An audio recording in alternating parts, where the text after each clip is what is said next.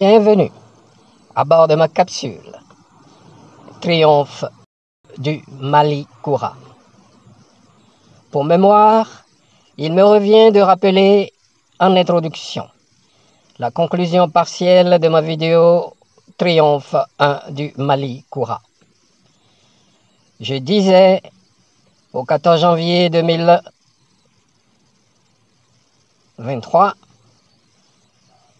journée nationale de refondation, ce qui suit.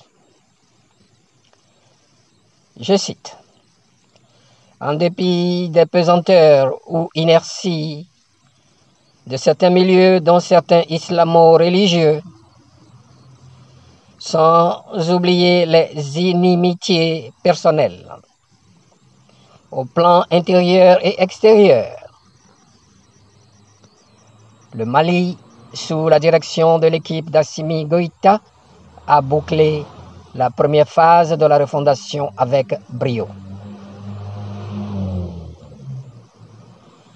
De cœur, nous sommes tous des Maliens et nous nous associons pleinement à cette proclamation et à la célébration de la première édition, aussi bien sur le territoire que dans la diaspora malienne, ce que je qualifiais de triomphe 1 du Mali Koura. Une journée nationale de pédagogie et de réflexion patriotique sur le chemin parcouru. Un différent concept du festoiement coûteux dont nous nous régalons depuis près de 63 ans. Ceci annonce l'implémentation de la phase 2, c'est-à-dire de tout ce que le Conseil national de transition a retenu pour le retour pacifique à la vie constitutionnelle dans un nouveau paradigme d'un Mali souverain, non chaotique et ne figurant plus ni sur la liste des pays intimidables, ni taillables et corveillables à merci. Que faire?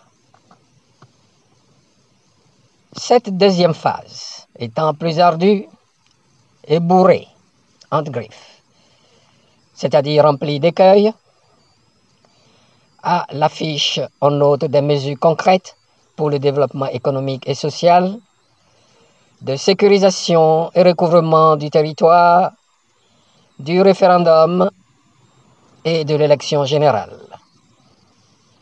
Qui nous reprocherait de célébrer nos succès, d'apprendre de nos échecs et manquements,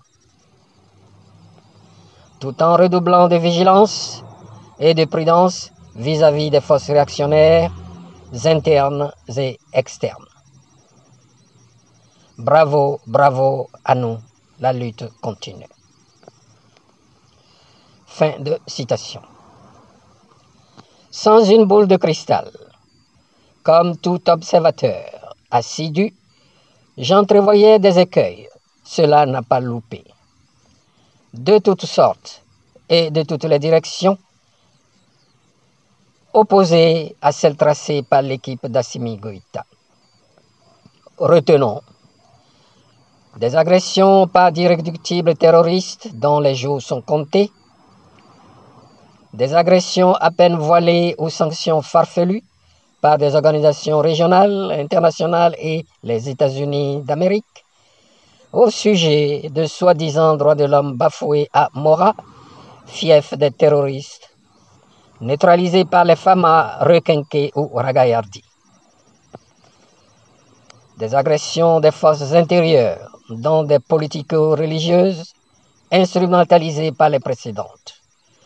Le confusionniste Dico me revient à l'esprit.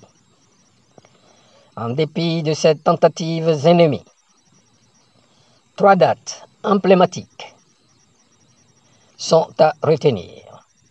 16 juin, demande de retrait sans délai de la MINUSMA. 18 juin, référendum sur la nouvelle constitution. 97% de oui et 3% de non. 39% de participation. Enfin, le 20 juin, plainte déposée contre la MINUSMA pour espionnage au tribunal de Bamako. Ces dates non seulement s'ajoutent au 14 janvier, journée de refondation, mais aussi sont à célébrer et mises au compte des victoires du Mali Koura. N'en déplaise aux griots et troubadours au service des France-Africains, encore présents sur bon nombre de plateaux TV ou en ligne. N'étant au bout de nos peines, serait-il superflu de conclure à nouveau comme il sied? Apprenons de nos échecs et manquements, tout en redoublant de vigilance et de prudence vis-à-vis des forces réactionnaires internes et externes. Bravo, bravo à nous, la lutte continue. Merci de votre attention, abonnez-vous, commentez, appuyez sur le pouce.